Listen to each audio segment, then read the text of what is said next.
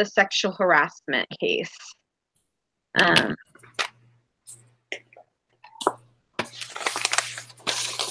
Sorry, I'm scrolling down so I can see it. So one of the things that, well, we talked about the sexual, well, we should have read through the note on the law of sexual harassment. It was quite a few pages, and then there was also the case study from Jack DaCosta, I believe is how you would pronounce his name. So this week we are going to talk about going over that, and then we're also going to go over a couple more things that they have listed here. It's all dealing with the sexual harassment stuff, and we'll wrap up with the Lone Star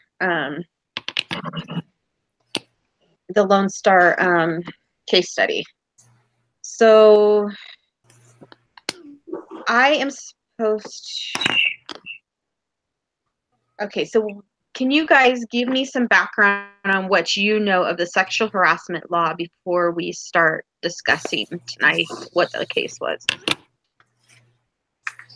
Who are you asking? How about we'll start with Jeff.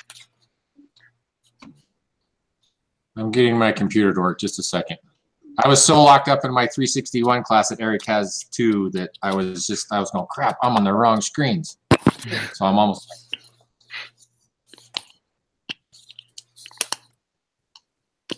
On the Title VII stuff? Yes.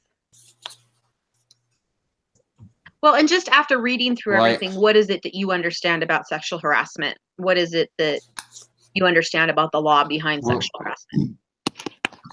Well, I guess I like the evolution of it, because at first there was just nothing. It was all kind of, the guys could get away with just about everything, and as it progressed forward, it became more of not, and even one part that I liked was the joke may be fine and great with the one gal, but if it's not with the other, it's not necessarily how the one took it, it's how somebody in a group would take it. So it's just because you think you can get away with it with one person you like doesn't mean you can't the other. And I guess from what I deal with it at work, you just kind of have to keep your distance, that anything that can be taken out of context from another person or not, but whether it's text, whether it's email, whether it's touching, whether it's bugging, whether it's looking, whether it's a joke, that they've done a lot of things to help protect everybody. And it doesn't matter whether you're male or female, how that works. It helps protect them all and make a more stable, more hospitable work environment for everybody, that it protects everybody to some extent. And usually the guys are the perpetrators, but as I've seen in today's world, it doesn't really matter whether it's the guy or the gal, and whether it's a guy versus a guy and a girl versus a girl, it goes on. But all of these, as it's evolved through the time, it's all done a very good job to help protect everybody. You just have to keep your nose clean, stay away, and just be professional. And I think it's helped do that. Whether that explains anything or not, I don't know. But well, I think that gave us more of the what is sexual harassment. I think you kind of gave us the definition of sexual harassment. But what is the law that goes behind it? Eric, do you know what that is?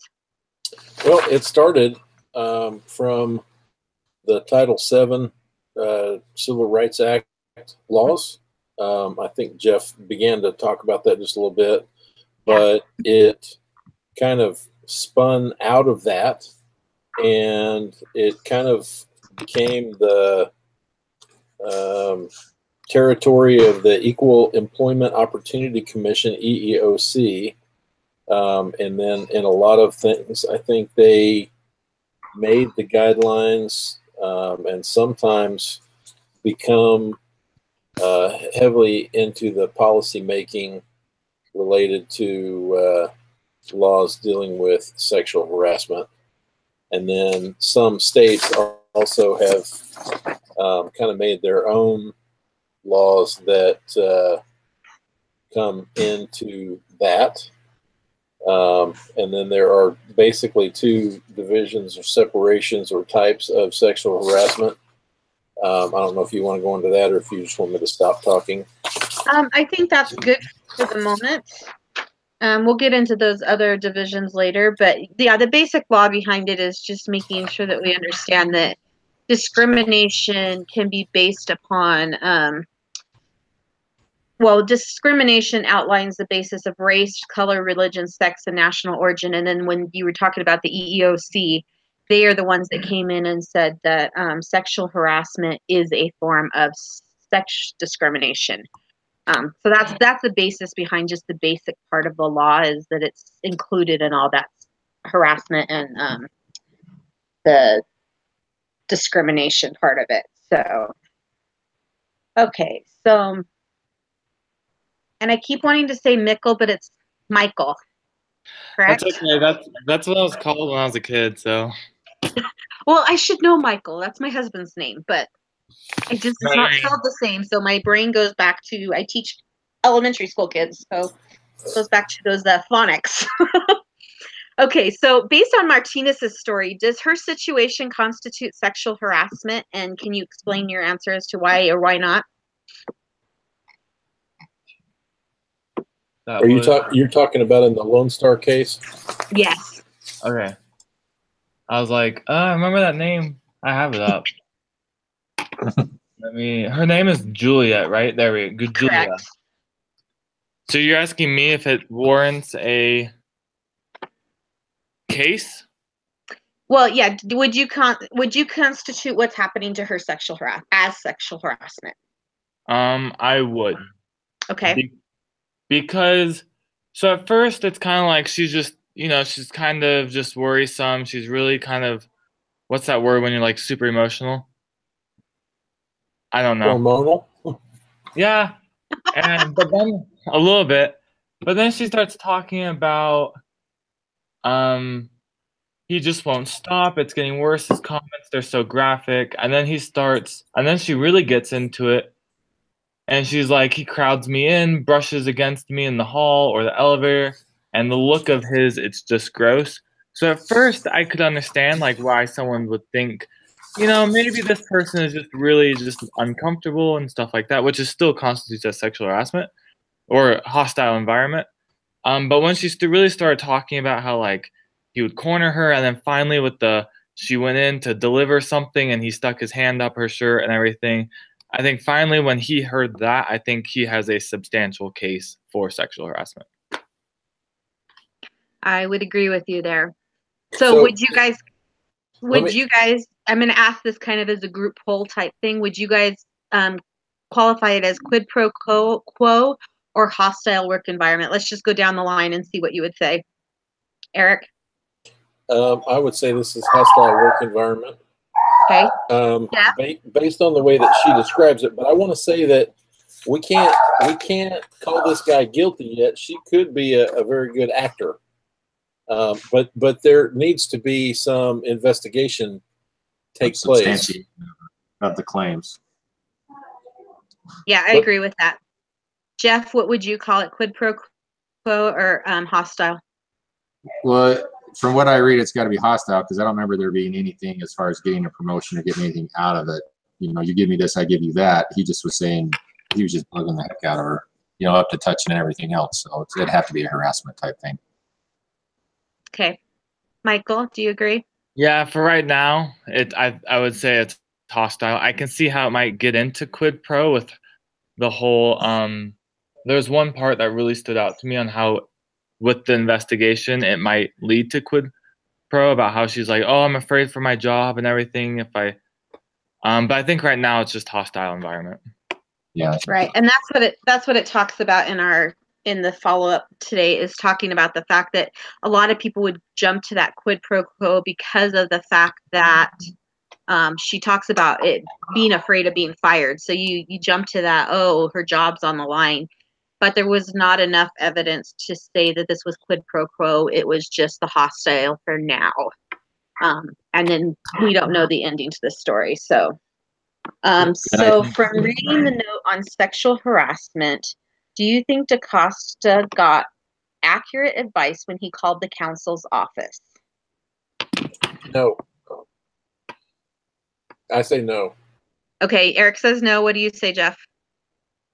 Well, for the way we do it, I don't think that's the right way either. I guess we would handle it more internally, but I wouldn't think that you would jump straight to that because you'd have to do some kind of investigation internally, I would think.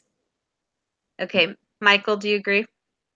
I would say both. I think a company can have either or. Can a lawyer. I'll explain my opinion. Okay. So in order for him to be held liable, I think he needs to be in a position of authority, and he's not in a position of authority over either one of them. She is somebody that works for somebody else. So I guess I could be wrong, but I don't think that he can be held liable because he's not in a position of leadership in that situation. However, that being said, I also personally believe that he should report that.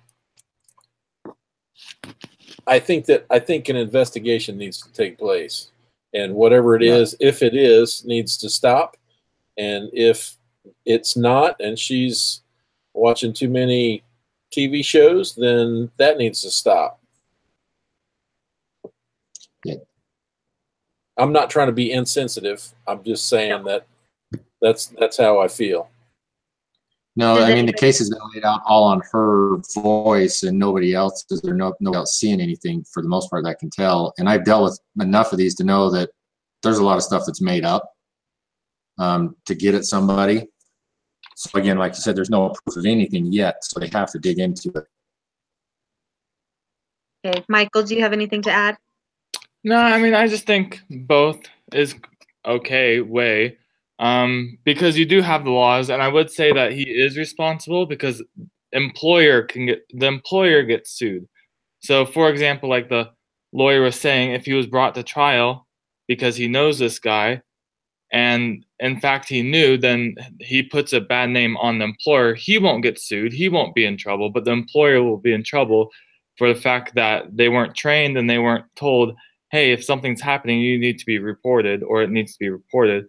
Now, whether that's going to the EEOC to be reported or being reported internally is, I would think, up to the company's policies and how they see it. But coming from a lawyer, I see why they said go to the EEOC immediately, so then we aren't liable for anything. Because if the employer gets revealed that any part of them knew anything, they will be responsible. She'll win the case immediately. I guess my comments were related to him being liable. And yeah, he won't be liable for anything, but the employer will be liable for everything.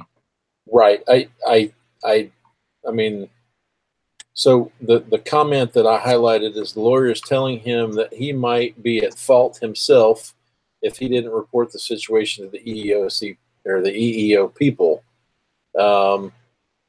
I guess that's what I'm saying is inaccurate. I believe from what I have read. I don't think. Go ahead. Can I real quick ask you, so which EEO people is he referring to? Is he referring to the Lone Star or to the federal? Which one is they talking about here? Well, it says EEO office, the equal employment office. So this doesn't say the EEOC. I kind of assumed it was the company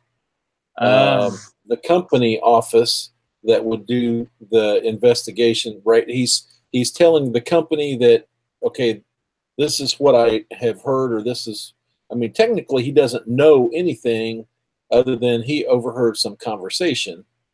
I think that there needs to be an investigation. Personally, if it was me, I'd call and say, you know, I heard this, so it could have been heard by somebody else.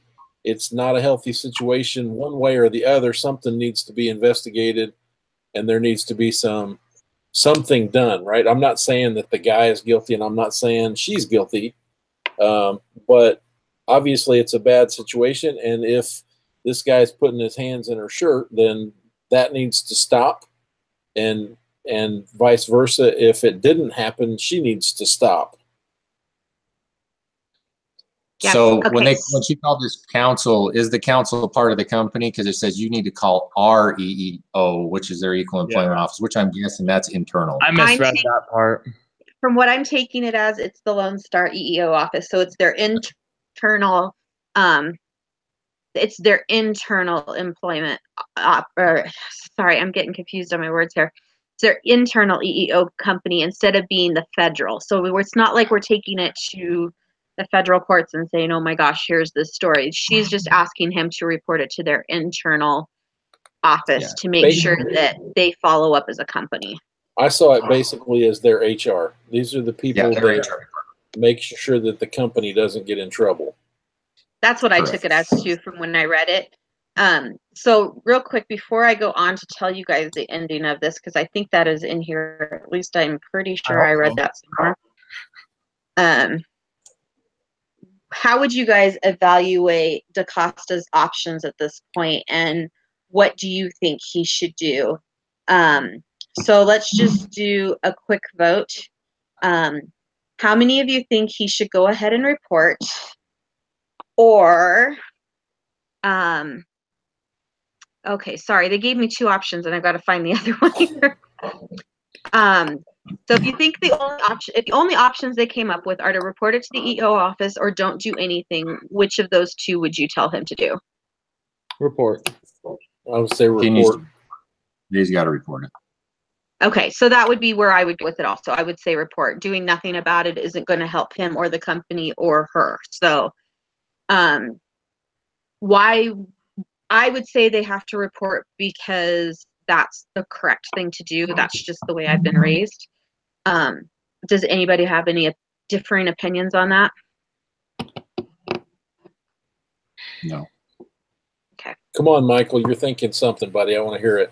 No, I just think, I would love to say that I'd report it, but she did, I feel with this guy, she comes in and she's like, don't do this, don't yada, yada, yada.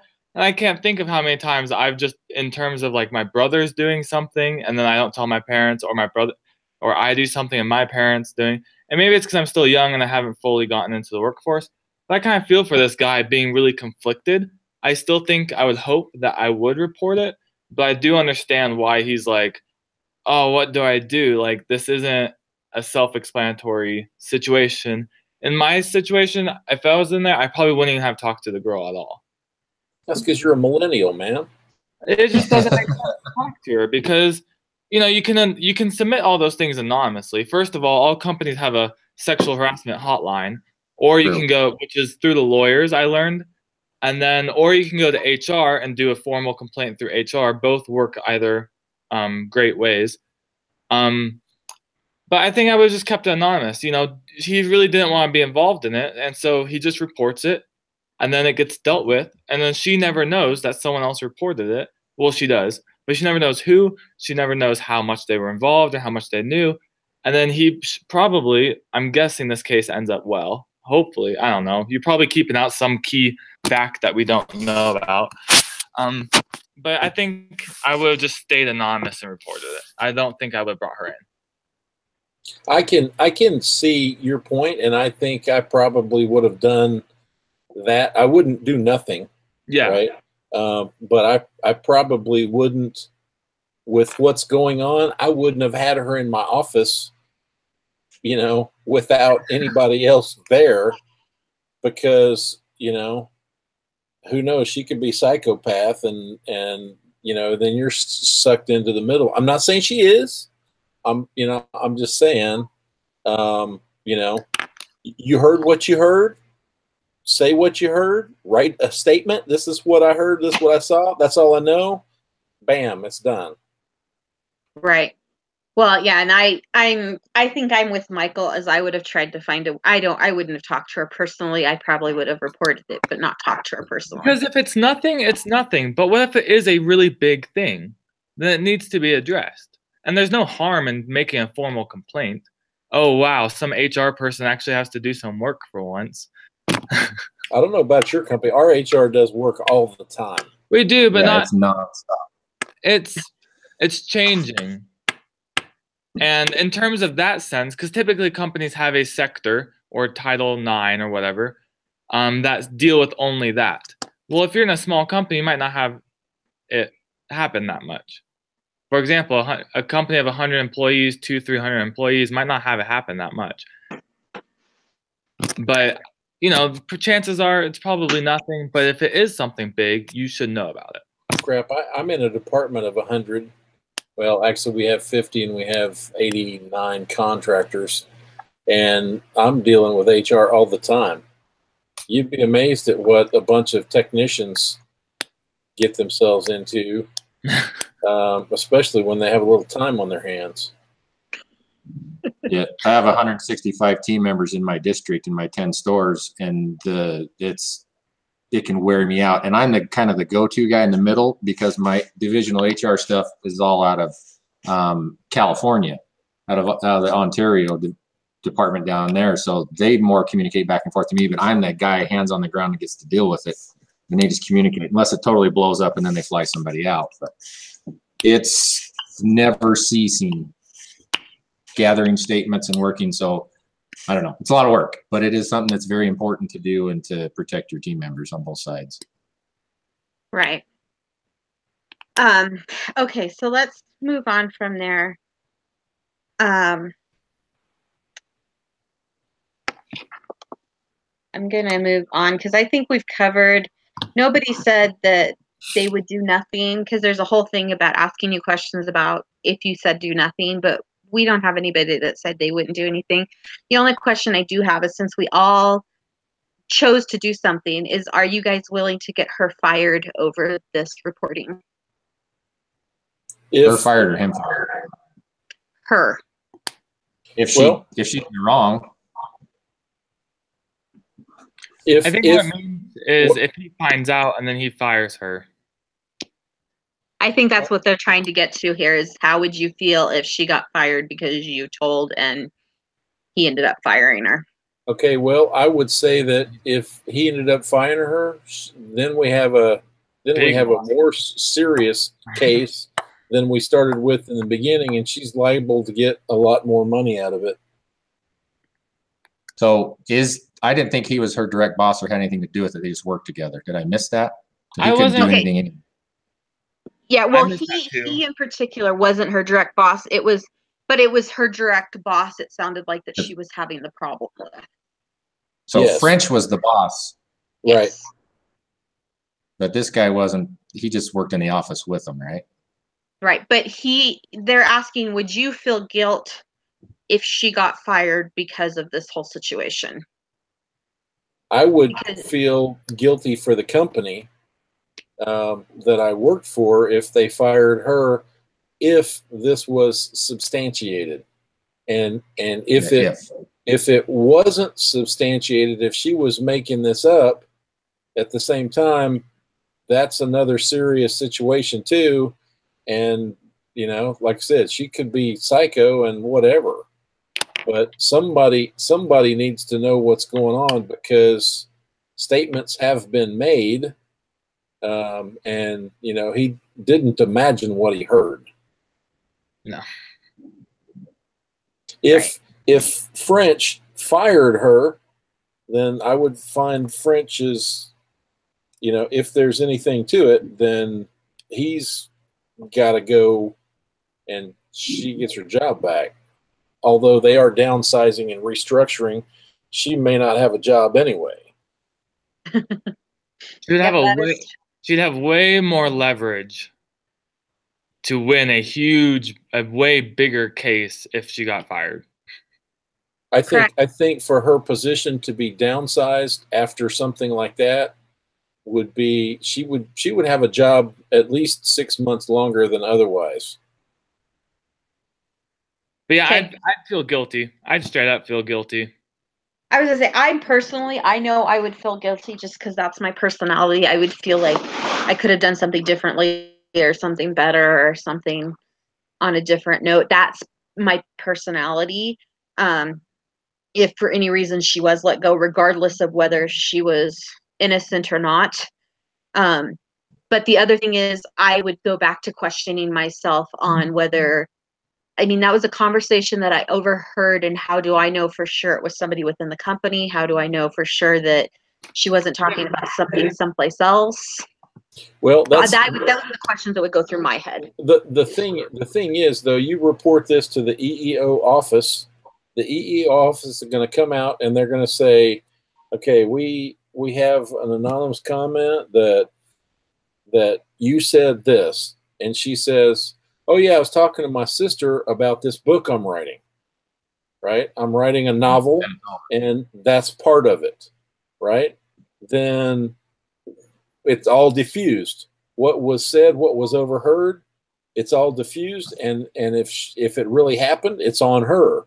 But if what she's saying wasn't true, oh, I made that up, I was just talking to a friend about whatever, then that needs to fall the way that it falls. But if it's innocent, or if it's if it's not what it was at face value, what the guy heard, then she can explain that one way or the other. Okay. Well, thank you. I appreciate you putting that in there, because it's helpful for me to hear your other opinions and ways of looking at it, because I look at it as, oh my gosh, like I'm taking somebody's comments that I'm hearing without knowing where they're really coming from into. And even if she was making it up, I don't even think she would be fired, because even with these bosses that do get accused of sexual harassment and everything like that, they don't immediately get fired. One of the actual ways to do it is not to fire them, but train them and get them. You don't want to just immediately fire someone. And so even if she was making it up, her job shouldn't be at risk. Maybe she'll be like demoted or something, but she won't be fired. Right. Okay. So now that we've talked about this whole case and the stuff that's been going on in it, we as a team are supposed to consider what we would include in a company sexual harassment policy. So each of us are going to be assigned a role, and we have to come up with,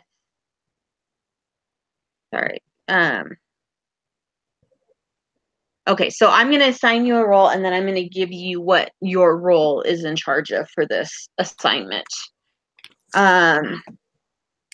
We have 4 positions: a potential victim of harassment, the accused harasser, the bystander, and the legal counsel. Eric, would you please be the legal counsel? Who? Eric, would you please be the legal counsel? I feel like a lawyer every day.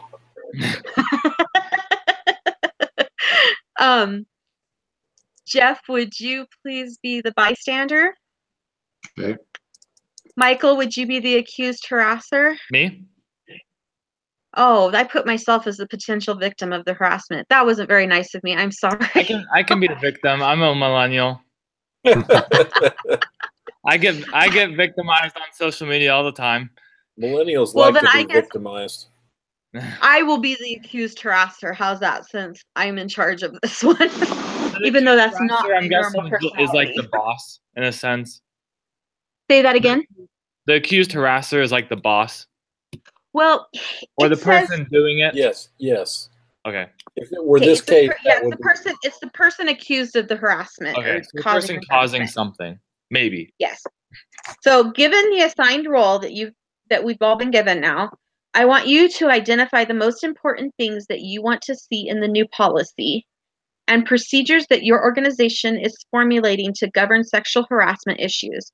Be prepared to defend your choices, as other people may not agree with them. So each of us, from our own personal role, are going to come up with identifying the important things that you want to see in the new policy and procedures that the company is formulating on governing sexual harassment. So take a minute and write something down, think about it. I just realized I don't have a pen, so I'm going to grab that real fast.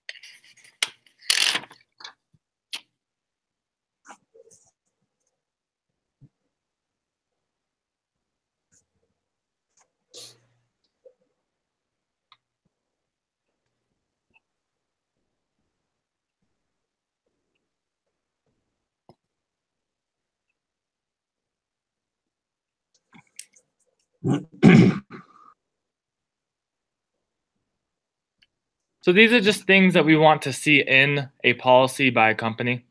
Correct. Okay. Like as you were coming from. The point of view. Mhm. From the Because point of view of just where, every person, if we're looking at it, this is one of the things that it was talking about, is every person within a group of people that would be dealing with this are going to have a different point of view as to what they would want to see in a policy.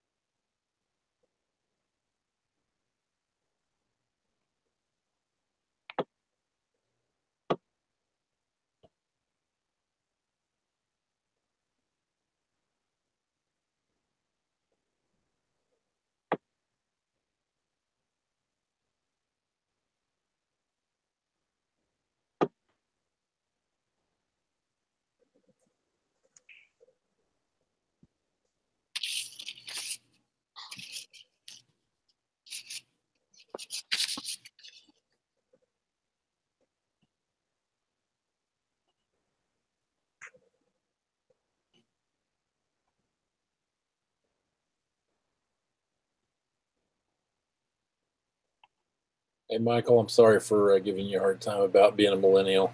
No, you're good. It's just out of fun. I'm not trying to harass you in any way. I think you're sexually harassing me.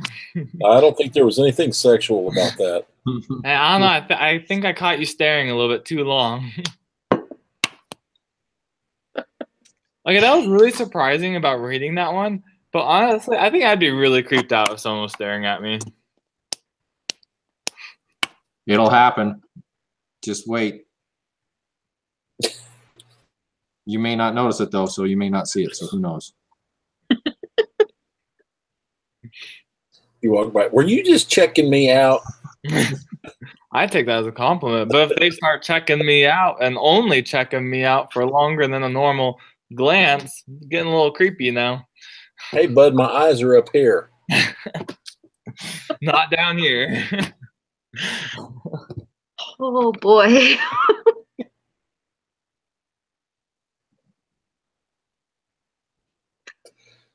I guess I'm probably the only one in this group that maybe has had a lot of those experiences. Oh, what do you think I am here? A piece of hamburger? No. I mean, I'm pretty hungry, so you're looking like a hamburger right now. I just find that when women do it, we do it very differently. Normally, I wouldn't say Oh, men are today's so blunt. society. Holy cow! Today's society's gotten very crude. But back in the day that I'm thinking of, back in when I was growing up, girls, I mean, we may have checked guys out, but it was at a distance, and we never said anything to them. I mean, it was from across a crowded room, from across a crowded quad, at school. Yeah, it's not so much that way anymore. No. Guys are just Nowadays, they aren't afraid to, if they think you're cute at school, the guy might walk up and smack the girl in the rear, or, I mean, it's just incredible some of the things that I see these days versus what I grew up with. I mean, also on the flip side, girls, I've noticed, are a lot more like, if I like someone, I'm making it known. Which I That's true. appreciate, because it's really hard to know. Like, when girls play these games, no offense to girls, guys do it too. But when girls are like hard to tell, do they like me back? Like, I'm not gonna invest my time in that. Right. But if Well, a no, girl and comes girls up have to me got, like, I want to date you, heck yeah. well, and I would say girls in general have gotten more aggressive. Yeah, which is good, because I like it. I like it, at least. Because Man, it's you like, need to keep that stuff to yourself, I just don't buddy. want to play games. It's like, if you like me, tell me. Don't be flirting with me for 4 weeks and then I just give up. Because I'm a guy and I can't say anything because it might be taken as harassment. Are we all about done? I was gonna say I am done. I was gonna just ask that. Is everybody ready? It looks like Jeff might still be working. Uh-oh. Is Jeff frozen? I think Jeff is frozen. Uh-oh. He's probably praying for a new group. Well, we can just go ahead and start, and if he comes back, he comes back. I was gonna say, well, since he's the one recording, will it still record? That's a good question. Maybe it's a blessing. If not, we just say, hey, there's a recording error, someone's computer. Usually teachers are pretty relaxed about that type of stuff. Okay. I mean, it happened. So I wonder if I let's sent him have the you link, if he could get back in. hop back in. I don't know. Probably. Oh, yep, he's totally gone now. Hey, it still says we're live, so maybe he'll come back. I hope so. Someone should have become the host now. So who became the host? Someone should have.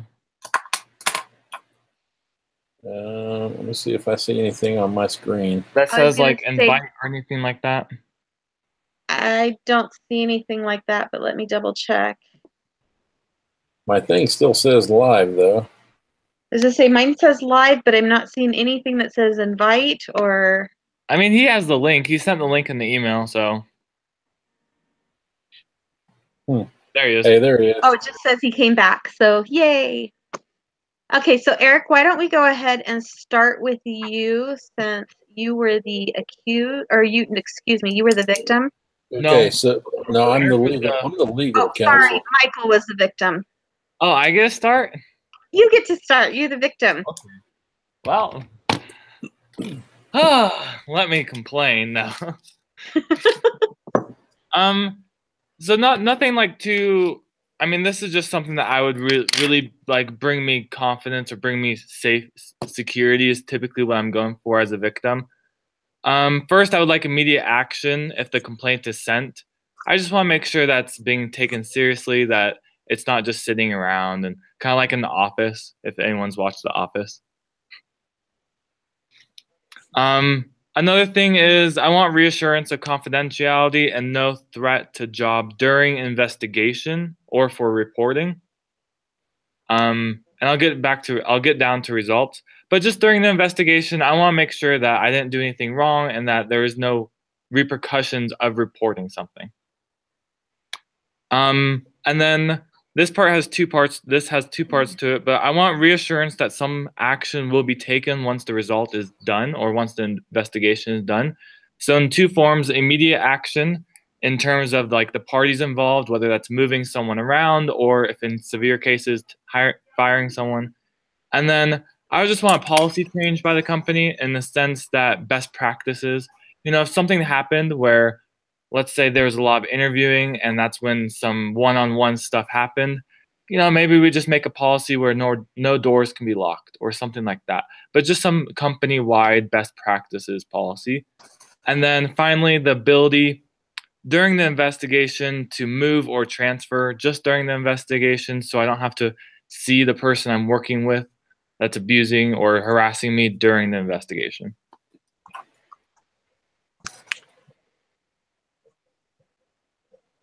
Did you get all that? I'm doing my best to keeping up with you. Yeah, because I do have to write a report on this afterwards. So, okay. So let me ask you one thing though, because when you move or transfer somebody, if you move or transfer somebody during an investigation, sometimes things are done behind the scenes, and if they move you, that does an automatic red flag to what's going on with the situation. So sometimes I don't think that would happen right away, just because sometimes they like to observe or watch what's going on, or That's true. take some. And that's just the one thing that comes to my mind with the moving immediately type thing, because it automatically puts up a red flag. It puts up red flags to everybody in the department. You might not get honest answers or honest results out of doing that versus them doing things very quietly and behind the scenes until. I guess with that, I was just going for the fact that like you don't have to during the investigation. If HR asks you to, hey, we'd like to observe how you work with this person, I think they have the right to say that. But if it's really distressing, I think the victim should also be able to say, hey, is there any way that we can work out some way where I report to this person today or I work with this team today? And then HR is really good at masking everything. Okay, I see what you're saying. So they don't have to be in direct contact or get him out, in a sense, like with abuse, get out of the situation or stop the abuse immediately. And Michael, you're somewhat right, because in some of my stores, when they're closing at night, there's only 2 people. And if that person, those are the 2 people that have to work together, there's been very few times if there's any type of evidence, I don't have to do something to make sure I can diffuse that situation, because that makes it even more difficult, or more things could happen. More liability could pound upon me and upon the company. So there are times where I have had to act and move somebody to another store, but sometimes it's a tough situation because there's nothing that's hard concrete. Do you move the person that's offending or the one that's offended? That's true. It opens up a whole can of worms at that point. But you In the still try to protect them. note on the law of sexual harassment, there was one case that was given that they talked about in some particular case. Somebody actually was asked to, or required to, go on a business trip with this person, understanding that they were gonna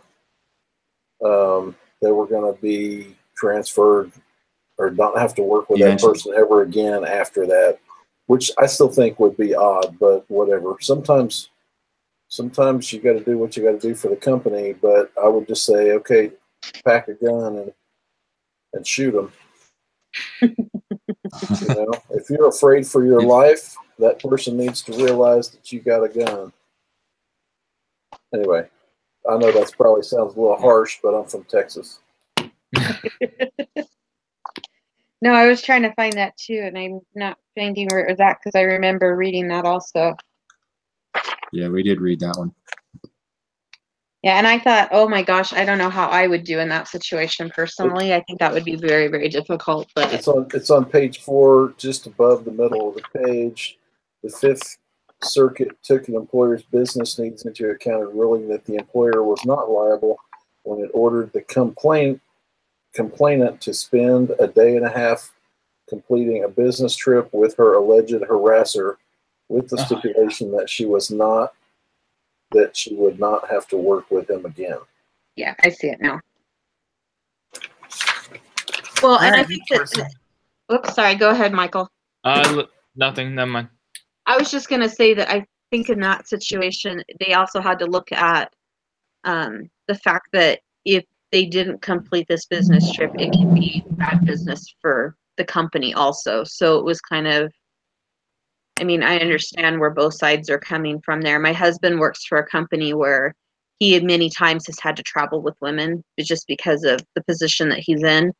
And luckily, as far as I know, nothing has ever happened. But I mean, I could see where if that one person weren't to travel with him, who has all the knowledge behind the product that they're giving to the customer or placing to the customer, and that has been their whole job, and now all of a sudden they're not going to go, how that could be very detrimental to the project or to the product that they're trying to put out there. So aren't you glad your husband's not a sexual harasser? I feel like in that sense, though, how much would it have costed the company to send another person with the duo? Well, but like in my husband's situation, there are not a lot of people trained. Well, even if they're not trained, though, just to stay in the same room as another woman, so the woman isn't. Oh, so you're saying to send a third person along? Yeah, to send a third person, as in a sense a witness, or just someone to comfort her, or whether she knows why she's going or not, just to send another third person as another witness in a sense. I think with some companies that would work. My husband's company.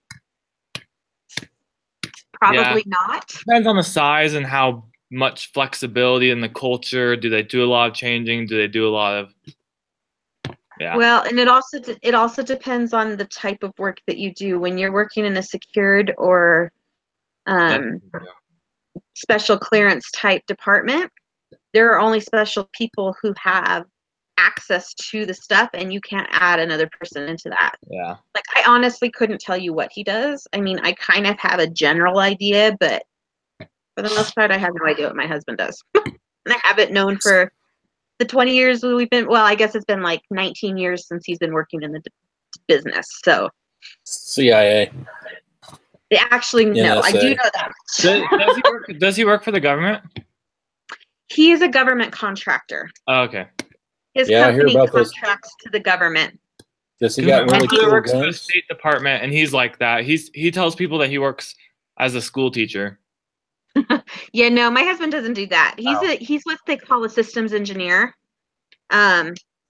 But he works on Buckley Air Force Base a lot. He spends a good portion of his time on the air base, and That's where they I'm fly. assuming that means he works with the military. That's where they That's where fly Area him in 51 is, for right?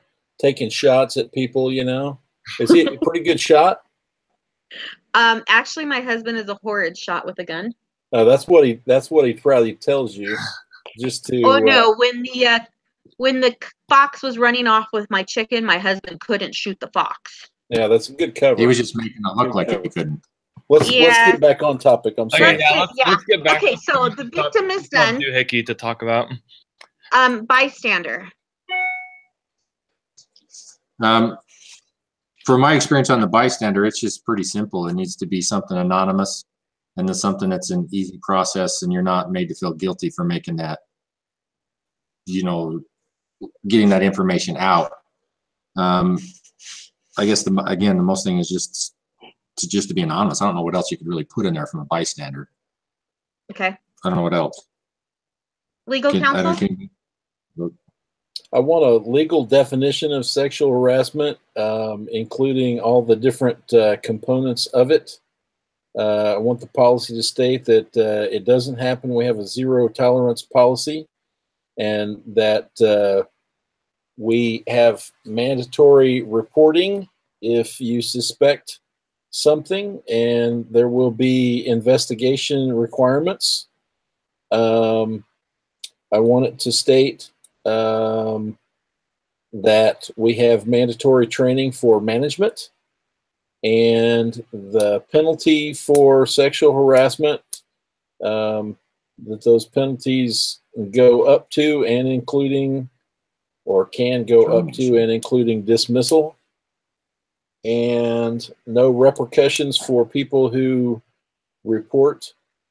And then I want the policy to be mandatory acknowledgement by all employees. They need to read something and sign something saying that they understand and agree and will abide by it.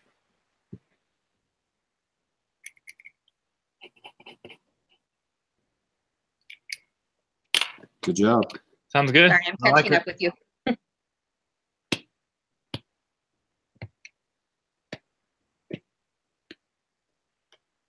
I've had plenty of discussions and trainings with lawyers about this, and I think it's as effective as you can be. Can you tell me what you had after mandatory reporting? Well, I don't remember what I didn't read them in order, but Oh, okay. I did. I wrote them down. Oh, good. You wrote down faster than I did, obviously. Mandatory training for management. Okay. Repercussions can go up to no repercussions. So if you report, you're not going to. I haven't got that part yet. Okay. Well, you said repercussions. The penalty or the punishment can the go up. Penalty or the discipline can go up to dismissal. Okay, I got it all then. I just thought I had missed one in there, but I think I got it all. So perfect. The signed acknowledgement? I did get that. Okay, that's fine. That's important. Yeah, really important. Not only do we have a policy, but you're aware of it. You got it. Okay, so and then it is as the accused harasser. I would want to make sure that there was a thorough investigation. Because just because you've been accused doesn't mean you're guilty. So that would give me the chance to be able to prove myself innocent. By doing a thorough investigation, they should be talking to people other than just the person that's accusing me to find out if, these accusations are true. And then I also would like to see that there's no repercussions for me during the time of the investigation, other than possibly having to make a move to a different department or something, and that, the investigation is done thoroughly before I'm put to the, put to the Electric grindstone, chamber? so to speak. Huh? We believe in the electric chamber in Texas too. Put to the beheading table. What is that? The guillotine? Guillotine? Oh, guillotine. That'd be a good one. Yes. Uh-huh. It's more Okay, fun. so It's guys- more fun with electric shock. You're from Texas, though, right? We still believe in death penalty by shooting. Electric chair is pretty cool though. It is. It's more accurate than the injection crap that we have now. Anyway. Okay, so guys, Is real that all quick, you let me want give to you know? the. Oh yeah, the ending. Yeah, can I give you the ending now? Okay, so I'm going to Yes. tell you what actually happened at the end of the Lone Star case. Jack ended up calling the corporate counsel, and he forgot about the caller ID. So the lawyer used that information that he gave her to figure out who the people were that he was talking about. She contacted the Lone Star EEO office and launched a formal investigation. The EEO tried hard to get Martinez to cooperate. French, of course, denied all charges, claiming that Martinez had made up her story to protect herself from the pending layoffs. DeCoste was asked for evidence, but he didn't have any. Julie Martinez's husband found out what was going on and beat Julia up and forced her to quit. French survived the investigation with only a bruised reputation. He blamed everything on DeCoste for calling corporate counsel. And there was so much animosity between DeCoste and French that DeCoste left the company after 3 months. Wow. So, It's always a giant mess on these cases. yeah. So, I mean, it ended up being not as nice of an ending as I would have liked to have seen. And that's what I knew earlier that you guys didn't. But, so some of the questions I'm supposed to ask you is, what was Lone Star's sexual harassment policy? If Lone Star had one, did Jack know anything about it? What policies, procedures, or training might have improved the situation Jack found himself in? And would the policy that we were working on creating as a group have been helpful to Jack? So I think so. I think like the things that we listed out here as going into our policy would be things that would absolutely have helped him to know, because there would have been no repercussions for her. There would have been no repercussions for him. The husband found out and beat her? Yeah. Well, that's a whole nother lawsuit. What's their I was gonna say, address? yeah, that's What's their something- address? Let's just go on over there and take care of some business. That's something that we as people have no control over. That may have been why she was so adamant about him not saying anything, because she knew what her home situation was and That's nobody true. else did. So that was the scary part to me. So as our real quick close up and wrap up before we talk about our doohickeys case, what is the most important thing you learned from this case? From the Let's case start with itself? Michael. Yeah, From from the the case case itself. I think the biggest thing that we talked about was, although in this case it ended up very damaging, I think it's always better to report it and then it end up being nothing than not report it. Unfortunately, in this case, everyone that shouldn't have been guilty ended up being the losing party. Well, I suppose, because there's never any actual evidence. But I think it's always, always make sure you have a clear laid out policy that everyone knows of, and make sure that employees are encouraged, even if they suspect it and they're not 100% confident, to just report it. There's no harm in reporting. Well, I think- I think that we didn't realize that after DeCoste left the company, he got an offer to be CEO of a very large company with a big pay raise. And after Julia got beat up by her husband, she shot him and he was dead. And then she ended up getting a better job also. And this other guy, whatever he was, the victim, or not the victim, the whatever he was, we don't know what happened to him, but he got it in the end. River. Yeah, I mean, Supposedly. maybe Chains and cement Christina's blocks. Christina's husband was on a business trip one weekend, and Business. I get Just very saying. lucky. My husband travels very little. Oh, you're lucky. I have daddy issues. So Eric, what is Anyways, your let's continue. what is your takeaway from this tonight, Eric? I've dealt with this quite a bit and had a lot of training. I wouldn't say that I really learned anything from it, Okay. per se, but I guess with the ends are not always what we would consider fair or friendly, but we can't help that. Thank you. Jeff, do you have anything to add to that, and what's your takeaway? The only thing I have is it makes it a lot easier if your company has a clear-cut policy and they not enforce it, but train on it, work on it, get everybody to figure that out, and they act when needs to be acted, and it helps eliminate some of the issues. But in the end, you never know what's going to happen. The best intentions, the train still goes off the tracks. So who knows? But the company's got to have a good policy in place.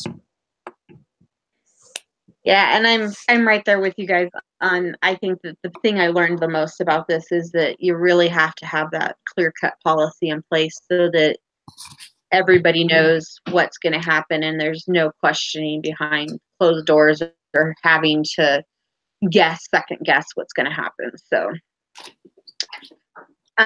okay, so I'm supposed to ask you to rate the overall quality of today's discussion from 0 to 10. Let's start with Jeff this time. I don't know. I think we're kind of in the same boat as before. That I don't know if it's definitely not a 10, but somewhere in that 8, 9 area. We had good conversation. We kind of didn't all agree on the same things, but we learned from each other's ideas. So I don't know, 8.89. Okay. Michael? 8. There's nothing wrong with the conversation. I feel like it was just up there with all the other conversations we've had. So definitely good job, everyone. Good job, Christina. Thank you. Eric? You know what? I can't think of any reason why not to give it a 10. I mean, we had a good conversation. We all expressed our opinions, and hopefully Michael didn't get picked on too much. Well, I wouldn't be a millennial if I didn't start crying. I didn't say that. I did though. Okay. But you know what? I'm gonna say 10. It's after 11 o'clock, and I'm good. It's good. I appreciate all your insights. Yeah, definitely. And then the last question of the night for this is, what did you like that I did as a discussion leader, and what do you think I could have done better? Or could do better for next time? Let's start with Eric. I thought you did well. You're a little bit in the dark, which causes me to have trust issues. No, I mean, I thought you did well. You spread things out, and I got nothing.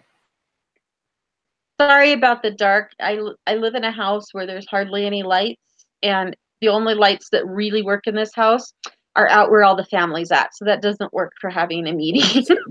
I mean, like I said, you got a Home Depot by you, right? Say that again. Or a Lowe's. Or you got a Home Depot or a Lowe's by you, right? I have 5 kids and my husband, plus the animals running around the house, because we still have cats in the house and stuff. So. Okay. Well, I think you did good. I don't know. I mean, you got us all involved. I don't know that, as each of us do this, I guess I don't know what we could really do to make it tons better. I mean, we did a good job. We interacted and we talked and we answered your questions and you kept us involved, and that's good. Yeah. Thank you. Is there anything? I was going to say, Michael, it's your turn. I'm right along with everyone else. I think You know, something that we did really well. No, not to toot my own horn, but we set the culture of differences, and I think that we'll just carry that through. I love the fact that we can disagree on stuff, but because of that first lesson, you know, we were respectful for each other. We learned from each other. As to put I don't know what more you could do. Like, I don't feel like there's like, oh yeah, I wish you should have done this. You know, I think we're all doing stellar jobs. I think you did a great job as a host. Something I really liked was you were really good at being flexible. For example, I'm pretty sure we didn't get through everything. But that's okay. Just like in a teaching lesson at church, you shouldn't get through everything. You know, it's okay to deviate a little bit as long as we're having a good discussion. Yeah, there's several things I skipped because I determined that we had done enough because of the conversation we had. So that is true. I think that's a really good skill to have, to know how to skip around and be flexible with your lesson plan. I would say part of that Otherwise, comes we'd be- from my last 3 years of teaching. I'm learning it now in Elder Corps. But okay, let's talk about Doohickey now. Yes. So I would say the biggest thing for me, so I didn't cite anything yet. I just want to make sure that we're all on the same page with citing. How do we cite sources? What formatting are we citing sources in? And everything like that. Okay, so I think I'm gonna speak now. Oh, dude, Okay, you lead this, Eric. it says Doohickeys. That's wrong. It's Doohickeys. Okay, I spelled that. so no, that was in my paragraph. Oh, Anyway, so where we're at right now is you guys have stuff in there. I'm gonna start crunching on this. Don't hate me if I chop up what you have. If you have quotes in there, I need at least references of where those are at, and I'll make all those match up.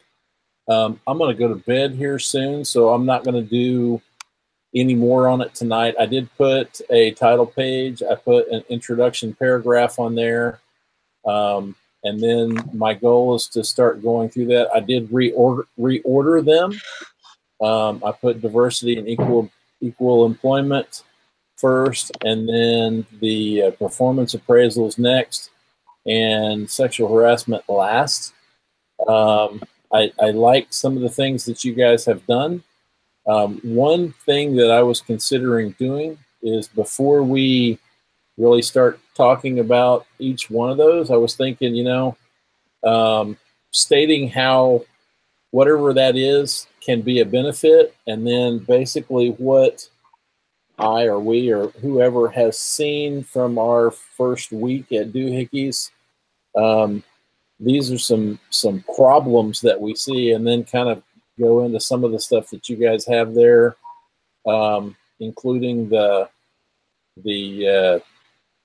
4 whatever they're called, and then I'll tie it all up and put the I think let's see, sexual harassment. Christina did a lot and kind of started off with the biggest problem. I think I'm going to take that biggest problem thing and just do sexual harassment first, and say, of these problems, sexual harassment is the biggest, and this is why.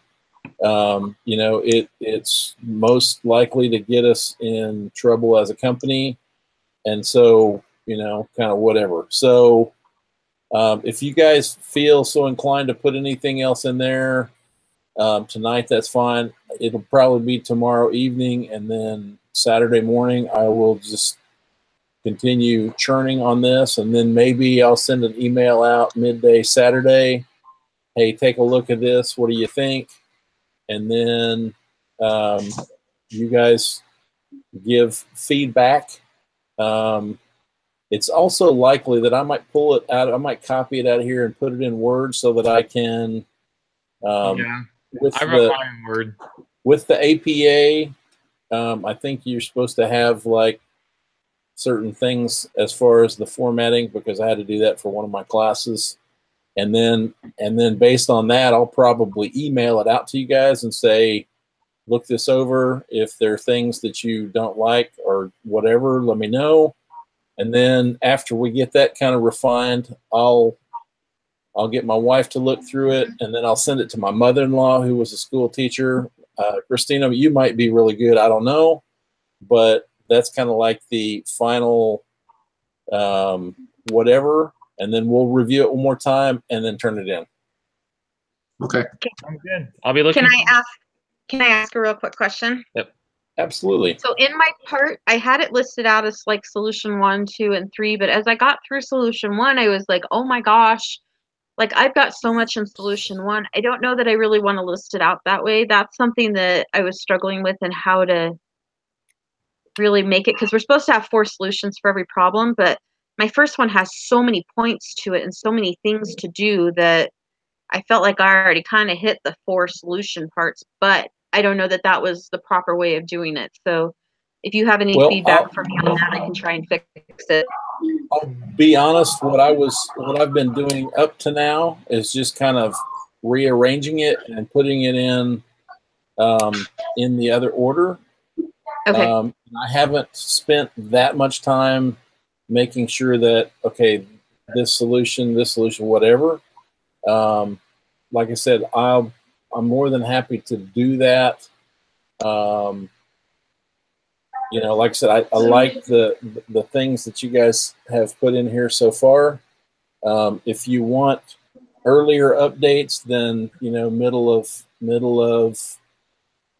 Saturday, I mean, I can probably send something out earlier and say, okay, this is earlier or whatever. I'm just that would be kind of my thoughts as far as how to move forward. Okay, so I think that's okay. Oops, sorry. Okay, real quick. My son has regional wrestling this Friday and Saturday, so tomorrow and Saturday morning. Well, it could go all day Saturday depending upon how far he goes. So I'm not sure how much internet connection I will have. It's his senior year and I can't miss it. Like, as a mom, I can't miss it. That's fine. So I will get to my computer when I can. I'll be honest with you. But if you could get me something, like if you have questions tomorrow night or something that you think I need to add or whatever, let me know, because I can do that tomorrow night before Saturday morning hits when the wrestling gets going again. Right. I would just say anything you have in there that is quotated or something that comes from somewhere else, let's just make sure that I have the correct how to get to that so that I can make all of the I'm probably going to use like EasyBib and put in the stuff and let it churn out whatever I need and put it down there. But just make sure, I guess the biggest importantest thing is make sure that if it's not your material, that it's quotated or whatever, and I have the reference so that I can make sure that the bibliography gets that right, because I would hate to get a 0. Does that make sense? Yep. Oh yes, absolutely. And I'll go in and cite my sources for you, put them in APA formatting, and then you can move the sources however you want. But I'll make it clear for you, Eric, to know which source goes where and everything like that. Right. And then one thing I would suggest, I know, Christina, you'll be busy, but quickly just doing a proofread of each of your own part. I know Eric's going to do proofreading too, but if we all do our own proofreading just real quick, spend 10, 15 minutes on it, that will help Eric out a lot, because with that post that she made about grammar. Right. That's my strong suit, is English and grammar and spelling, and that's kind of if I had gone ahead and got my degree when I was originally planning, I was going to be an English major. So I will try to do my best to look everything over too before we put it in. And honestly, we don't have to turn this in until Monday morning. Yeah, 8 a.m. So Sunday I work on homework. I'm not one of those people that's like, no against homework. I have church at 3 p.m. I'm up at 8 a.m. I do stuff. Right. And anyway, I'm not saying anybody has to do whatever. This is not due till Monday morning. My goal is to have it pretty close by midday on Saturday. and then I'll email it out to all you guys. And the only reason I'm saying I feel better about it being in Word than in Google Docs. Me just too. for the professionalness of the document. It's good to have this here, but anyway, that's my intention. As long as you guys are okay with that, that's the way we'll move forward. I'm Great. on. Yep. All right, Sounds so good. Thank you so much. so it'll be in here until I'll pull out a copy tomorrow midday or afternoon sometime, and then that will be the copy that I'm really working on. So if you want to do anything before then, that'd be great. Okay. Sweet. Thank you Okay. so much. Great, guys. Have a All right, great thanks, weekend. Talk to you guys later. Bye. Good night, Bye-bye. guys.